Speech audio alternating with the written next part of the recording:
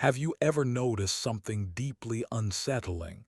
You enter a conversation steady, your spine is straight, your thoughts are aligned.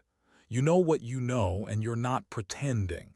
And yet, after a few exchanges, something inside you contracts. Your voice softens. Your certainty dissolves. You leave the interaction feeling oddly reduced, as if some invisible weight was placed on your chest. No argument was lost. No logic defeated you. Still, something was taken from you. Most people misdiagnose this moment. They tell themselves they weren't articulate enough, that they needed better preparation. That next time they'll phrase it more cleanly. But this explanation is comforting and wrong. What occurred was not a failure of intelligence. It was a successful application of power, a silent maneuver that reshaped the hierarchy of the interaction without ever appearing aggressive. This is why these moments repeat, because you keep fixing the wrong variable. Welcome back to the inner blade. In the earlier parts of this series, we exposed how credentials manufacture authority and how systems gatekeep competence. Today, we move beyond structures and into something more intimate: conversation. Because systems don't enforce themselves, people do, and the primary instrument they use is language. Modern power has learned a crucial lesson: force creates resistance. Resistance draws attention. Attention creates instability. So power evolved. It became polished, calm, professional. It hides behind courtesy and process. Instead of silencing you, it shrinks you. Instead of attacking your ideas, it reframes your position. This is not accidental, it is refined. The first maneuver is subtle enough to escape detection. They don't say you're wrong. That would invite debate. Instead, they say, that's an interesting perspective.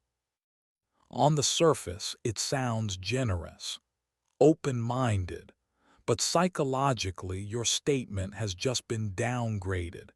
It is no longer treated as an assertion about reality. It has been reclassified as a personal viewpoint, something rooted in you, not in truth. Once that happens, your idea no longer requires engagement. It can be acknowledged politely and discarded quietly. And here is the trap. You feel the shift, but you can't point to it. Nothing offensive was said. Nothing explicit occurred. Yet the balance changed. And instinctively you try to recover ground by explaining further. This is the moment authority leaks away. Then comes the freeze, a pause that lasts just a second too long, a softened tone, a measured look. Do you have a source for that? This question is rarely about information. It is a signal. It communicates that knowledge must arrive through sanctioned channels. That experience alone does not qualify. That intuition is insufficient. In other words, you do not own what you know. Watch how your body responds. Your breathing shortens. Your voice becomes careful. You begin searching for external validation to support an internal certainty. You cite names. You reference studies. You stretch your explanation. And with every added sentence, you drift further from composure. You are no longer speaking from ground. You are negotiating your right to stand on it. This conditioning runs deep. From childhood, most people were trained to equate authority with correctness. Raise your hand. Ask permission. Wait to be called on. Authority was positioned above reality. So when authority is implied in adulthood through titles, language, or tone, The nervous system complies automatically. You shrink before your intellect even engages. Your posture changes first, then your cadence, then your confidence, and now you are defending rather than stating.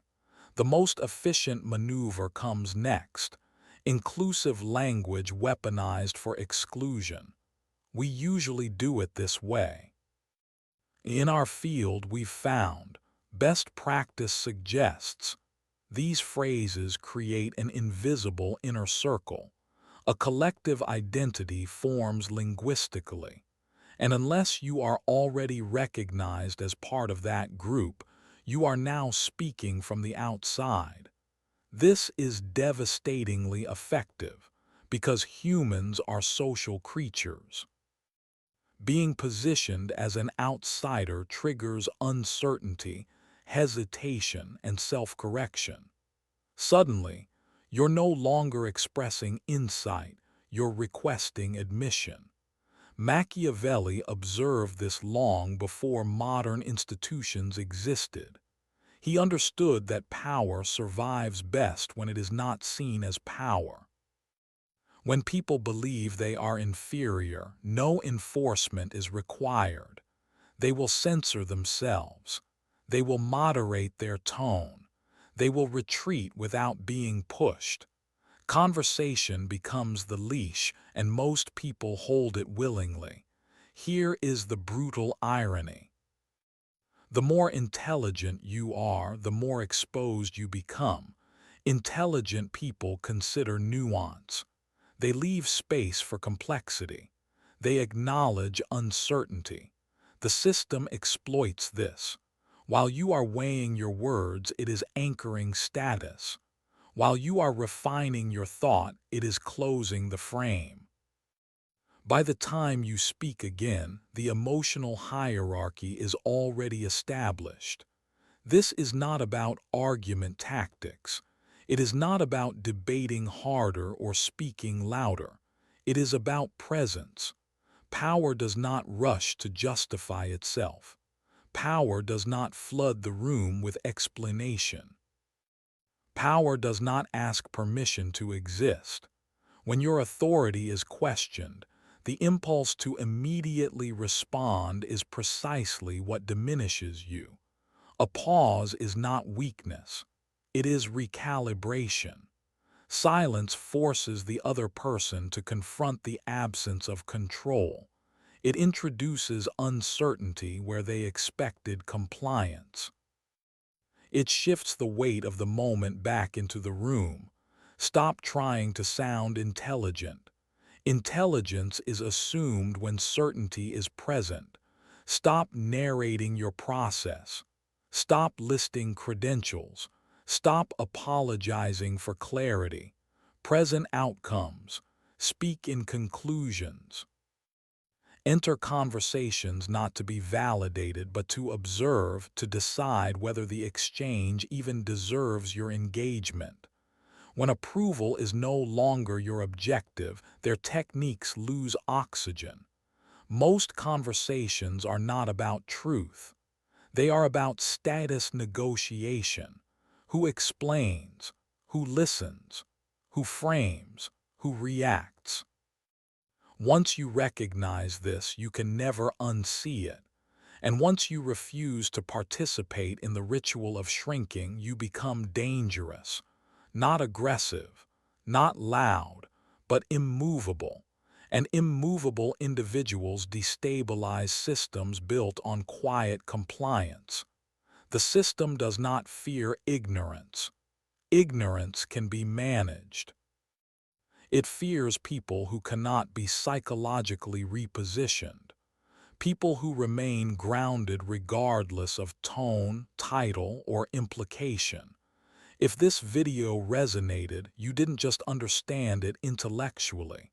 You felt it in your body. That tightening, that recognition, that memory of past conversations suddenly making sense. That sensation is awareness surfacing. Subscribe to the inner blade, because knowledge sharpens the mind, but awareness sharpens the edge.